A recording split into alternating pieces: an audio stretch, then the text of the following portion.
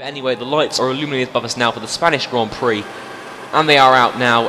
Try and squeeze through Maldonado and Bianchi here, and indeed we've done that as they all back out. But now we're going to dive bomb it again down the inside of Massa, blocking up in the process Raikkonen, who actually makes a mistake, and we might actually go up the inside of him here, and indeed we do. What an absolutely fantastic move there from Freddie. So we're going to come around the final corner now, and we're going to come home in P13. So let's just hope that we can continue that point scoring form that we had in China. Let's hope that that can happen in Monaco.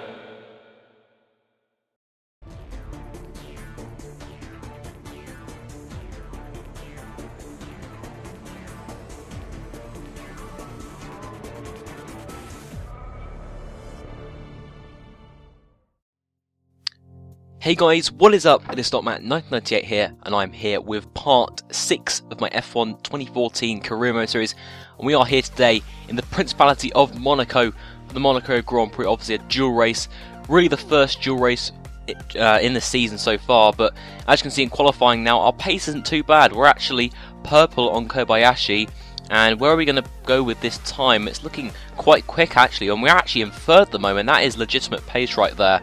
And indeed we did finish the session in 10th because it did begin to rain, and that does mean only one thing: a wet Q2 session. So Monaco in the dry is hard enough, so really in the wet it's a completely different story. So really what Freddie was, the sort of pace that Freddie was setting in the wet was actually not too bad at all, and as you can see by this time right now, it's actually might be quicker than Sittel's time, and indeed it is. He actually gets up into P7, but unfortunately he dropped down to P11 with just 5 seconds remaining here, and unfortunately, as you can see now, we are very low on fuel, and we're actually slightly quicker than Jensen Button's time there, although we're 4 tenths off our personal best, which doesn't really make too much sense. But now coming around the final corner, now, we actually run out of fuel on this pit straight, so it's a huge shame really, and obviously this Grand Prix will be a 50% race.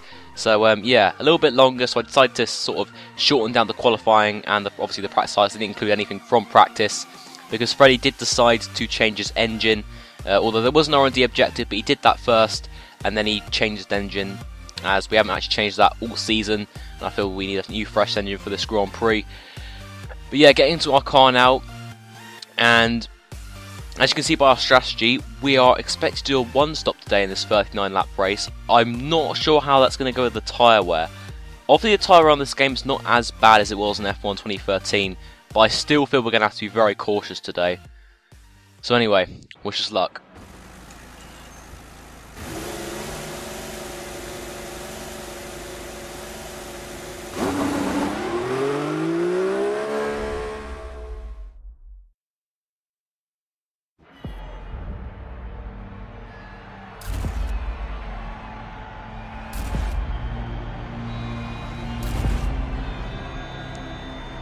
Just look at that there, not a sight you'd think you'd see.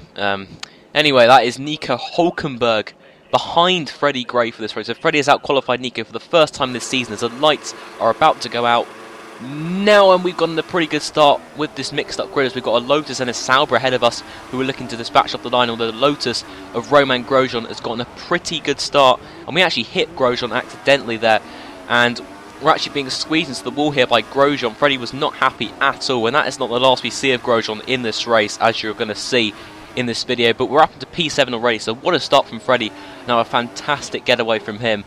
But really, about Monaco, it's all about driving cautiously, or it sort of is about pushing to the limits, but just being as careful as possible, because obviously it is very easy just to chip off a bit of your front, wing. Sorry, I could talk for a second. But yeah, if you do that, then that obviously means a reduction in downforce, and that does make it a lot harder. But now we skip all the way to lap 11 because literally nothing happened. And basically what happened was Button and Grosjean sort of stayed behind us, and then I think it was Gutierrez who was in 10th, was holding all the cars up behind him. So that's why we're sort of all on our own here with Button and Grosjean. But as you can see, there is a car in the pits now. I think that car is doing a 2-stop, Fernando Alonso. It might actually work out for him doing the 2-stop, because I think doing our 1-stop is a little bit risky, as we do have Button trying to go around the outside of us here, but he backs out of it in the end. We do make a little bit of contact actually. I'm surprised that didn't give us a puncture, but obviously the damage on this game isn't that realistic, unfortunately. But anyway, coming around the final corner now, we've got another car in the pits, and that is the other Ferrari of Kimi Raikkonen. So Ferrari opting for two-stop strategies for their drivers today, as we got Button trying to go around the outside again, and we brake very late here, and I thought we were actually going to go into the wall there, but luckily we managed to brake just in time.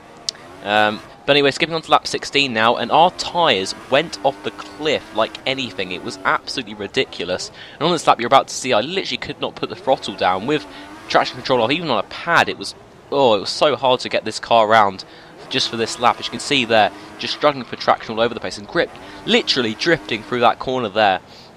And we're just going to try and keep Grosjean behind, although something weird happens here. I seem to slide, and then Grosjean seems to get locked in my car, and that causes us to lose position to Button, who we were racing, and Alonso, who pitted a couple of laps earlier. So that was really unfortunate, as we now actually skip to the pit stop, and this will obviously be our one and only pit stop of the day. But I think in this next stint we really do need to look after our tyres a little bit better, and also manage our fuel, because I do think we're not too great in regards to fuel. I think we might be -1 lap down. Now we're optimal at the moment, but we might be -1 lap down later, and in fact we will be. I can reveal that now. I sort of gave that away, but so I'm just going to tell you now that we did have to manage our fuel during this race. But really in this stint it's all about just being cautious, just hoping that we actually stay on the track, and hopefully we'll finish this Grand Prix. But anyway, skipping on to lap 17, all of the other cars came in, and in fact I think it was Hulkenberg, actually, our teammate in the pit, so we're actually ahead of at the moment, and we scraped the wall there, and I'm so surprised that didn't damage our front wing. But now skipping all the way to lap 34, again this middle stint was quite quiet, but now he got Hulkenberg all over the back of us, and Raikkonen 17 seconds up the road. So really it's Hulkenberg who we're battling with now, and Grosjean, who's just behind as well. Hulkenberg really did have brilliant pace in this first stint, because he was among the cars who got held up by Gutierrez in the first stint. So Hulkenberg will be more determined than ever to get past us, obviously, because we did obviously out-qualify him. But I would love to beat him today, and Freddie would love to beat him in this Grand Prix, especially as it's Monaco, and that Freddie was very disappointed with that, damaging his front wing. That was basically, I think that was the second end plate he'd actually chipped off there, because I think he chipped off another end plate just before, but that did mean that Hulkenberg went through and up into 8th position, so that was very unfortunate with just 4 laps to go. Freddie was extremely disappointed by that, as he did feel that he did have the pace to beat Nico Hulkenberg today, although in the second stint Nico really did disprove that, because he did go a lot faster than Freddie did in that middle stint. But really our tyres begin to go off at this point, and we just need to get the car to the end and just drive cautiously, because we don't want to lose all these positions and, you know, just for our race to be messed up really. But as you can see, we're being shown some blue flags. That means the leaders are behind us. I think they are, as we've got Grosjean over the back of us, and our car is just impossible to drive with these tyres. And as you can see, I'm going to try and Grosjean's actually letting the leaders through there, the 2 Mercedes, and Williams I think, who's in 3rd. But yeah, I don't think we're going to let the cars through just yet, as we kind of do want to pull away from Grosjean first, because we really don't want to lose the position to him. As you can see, Hulkenberg's already pulled away, and I think he's actually lapped a car as well. I think that was a Caterham, who we really couldn't catch up with, so that really just shows the extent of our tyre wear. But I think here I was trying to let the Mercedes through, but I just thought, well, it's a bit tight, isn't it? And I probably lose quite a bit of time. But around this final corner now, I'm going to let them through on the pit straight. And as you can see here, I let Rosberg and Hamilton through, and I accidentally let Felipe Massa through, as I thought he was a front runner. I didn't actually have a clue there, so we've actually lost position now. And in fact we got onto the curb too much there, and we lost the rear of the car. But let's hope we can catch up with Massa. But I already think he's gone now, because of our tyre wear that we're suffering at the moment. But who knows, we could catch up to Massa again, as really just the aim now is just to keep Grosjean behind and just come home with 1 point. That would be a great achievement in this 50% race. It really would. But anyway, skipping on to lap 37, later on into the lap, I think Massa's actually being held up by a back marker. I think it was a Marussia. I think it might have been Jules Bianchi who was holding Massa up, so he was helping us out massively there. As you can see, Massa's just up the road now, and Bianchi's still not letting him through. I'm not even sure. Yes, it is Bianchi, and in fact Massa's being held up massively, and Bianchi there is parking his car on the apex. Not the most intelligent position to park your car, but or to let the leaders through. But also we've got Vettel, who we're trying to let through as well, and I'm trying to let him through. There's so much going on at the moment, I don't even know what to say. But anyway, we've actually managed to pass Massa and all of that, and also trying to let Vettel through at the same time. It was all a bit confusing. it was really these final few laps where all the action came about, really. As really, what we've got to do now, this is actually going to be obviously our last lap of the race, as we have been lapped, obviously, by the two Mercedes of Rosberg and Hamilton. Really what we've got to do now is just keep Grosjean and the other cars behind, because there are other cars now who are actually racing who have caught up, because we've just been so slow on these tyres. I mean, I don't think the tyre will be this bad, honestly.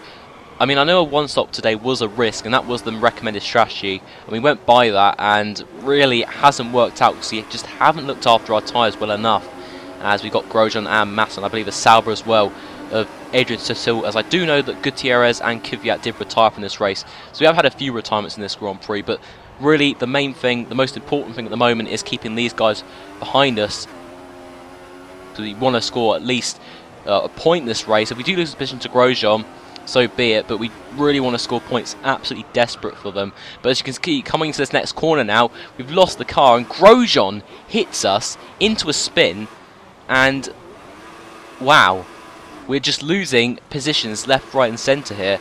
And Freddie was absolutely livid. Frustrating was just an understatement at this point. He was absolutely livid with this. As you can see, Alonso going through again, but we've dropped down into 12th position now, and really this has been an absolute disaster, really. As you can see, Vern now just behind us, but then Vern goes to the smallest gap ever and causes us to crash again, causing us to lose more positions. I mean, this is just absolutely stupid. I know you're probably laughing your heads off right now, but honestly, we did not find this funny whatsoever. I didn't find this funny at all. Freddie didn't find this funny, and yeah, as you can see there, really we couldn't even get the car going, and we're going to lose another few positions here, although I think they're front runners anyway. So in the end, we finished in P16. I mean, with just 2 corners to go, your race can change so much. That really just show.